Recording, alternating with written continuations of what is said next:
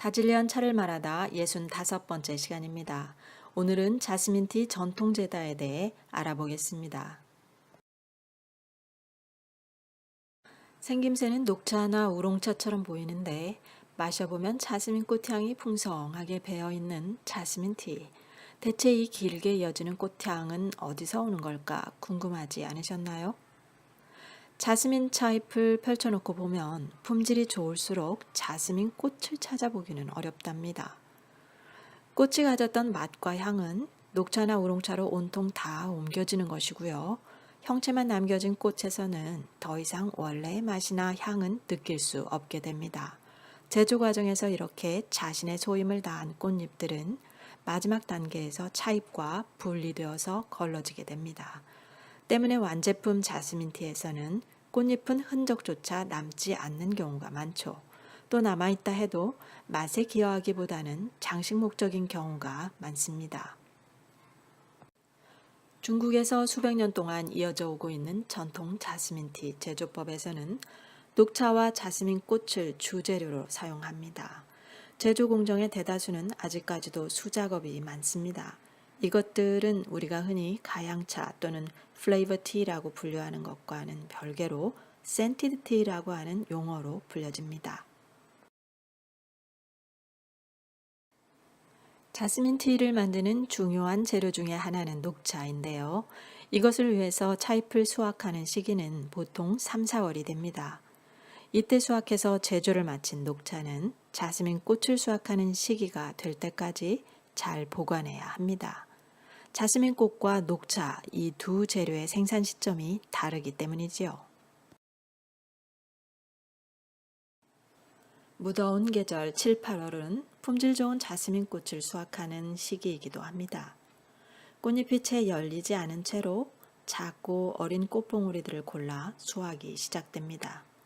바구니마다 가득가득 새하얀 자스민 꽃송이들이 제조 공장에 모여들게 되는데요. 이때 하얀 꽃송이들을 멀리서 바라보면 마치 팝콘처럼 느껴진다고 하네요.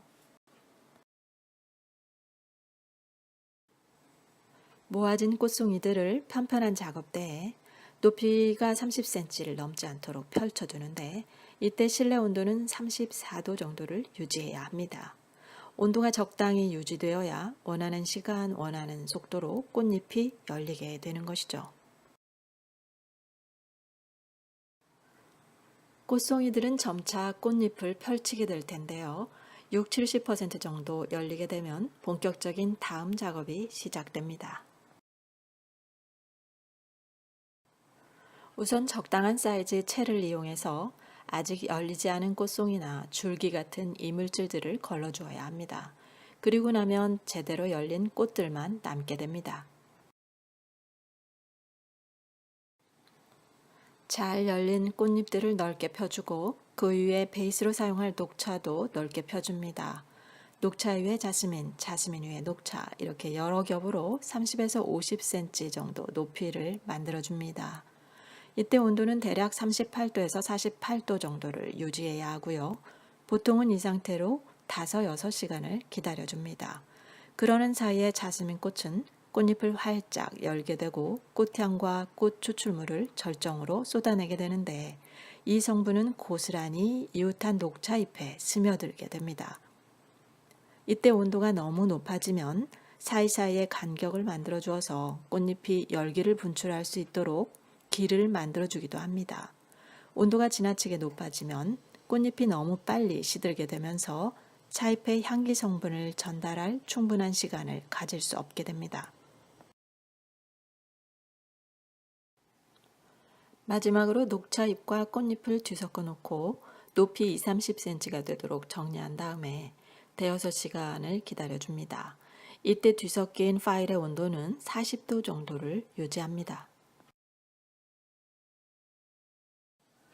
시간이 지나면서 새하얗던 꽃잎은 노란색을 띠게 됩니다.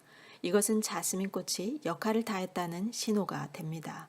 이제 이 자스민 꽃은 더 이상 원래의 향기를 갖고 있지 못합니다. 이때가 되면 뒤섞인 파일에서 노란색 자스민 꽃들을 지체 없이 분리해 줘야 합니다. 이렇게 한 번에 샌팅 작업을 끝낸 녹차잎은 배어든 수분 때문에 축축한 상태가 되는데요. 이 수분을 바로 제거해 주어야 품질도 유지하고 장기 보관이 가능한 상태의 자스민 티로 완성될 수가 있습니다. 한 번의 샌팅 작업은 꽃을 수확하는 일부터 마지막 건조까지 하루 온종일을 소비하게 됩니다.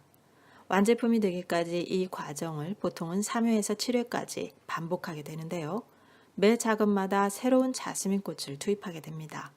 때문에 자스민 티가 완성되려면 7일 정도의 야간 작업이 필요할 것이고요. 녹차 부피의 최대 7배에 해당하는 자스민 꽃을 당일 수확해서 소비하게 되는 것이죠. 지금까지 얘기한 전통 제다 방식을 따라 완성된 차는 당연히 내추럴 자스민 티라 할 수 있겠죠. 하지만 거꾸로 내추럴 자스민이라 표현되는 모든 차가 전통 제조 방식인 것은 아닙니다.